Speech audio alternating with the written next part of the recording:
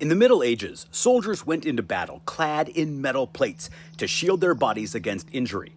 Did you know that an animal has evolved much the same protection? This is the scaly-foot snail.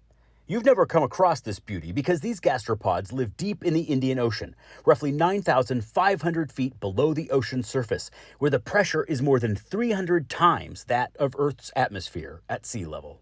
Temperatures there can exceed 750 degrees Fahrenheit thanks to deep-sea hydrothermal vents connected to underlying magma.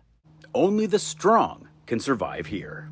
The scaly-foot snail's shell has 3 layers. The inner 2 are similar to terrestrial snail shells, but its outer shell is very different.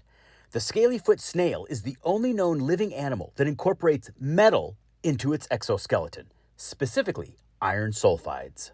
While you're unlikely to ever get a close look at one of these snails, you've likely encountered the same kind of iron sulfide scales it incorporates to protect itself. It's pyrite, otherwise known as fool's gold.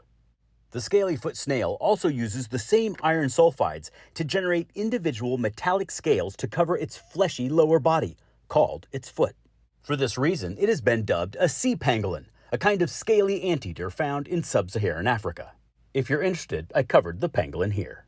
The iron sulfides don't come from within the snail, but rather scientists believe that they're absorbed from its environment thanks to a symbiotic relationship with a very particular type of bacteria.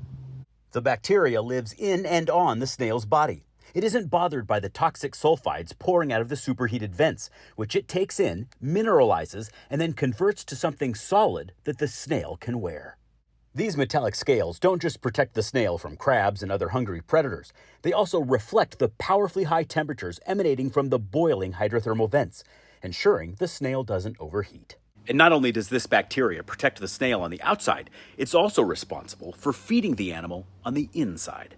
This snail doesn't have a digestive system like you or me, but it does have a gland that functions in much the same way. This gland is 1,000 times larger than in any other kind of snail, and millions of the bacteria live in it rent-free, synthesizing the acidic chemicals seeping out of the vents and providing all the necessary nourishment the snail needs to survive. Unfortunately, despite living as far from humans as physically possible, the scaly-foot snail is now endangered, a victim of deep-sea mining, interested in plundering valuable minerals and metals that form near hydrothermal vents. Stay curious, my friends.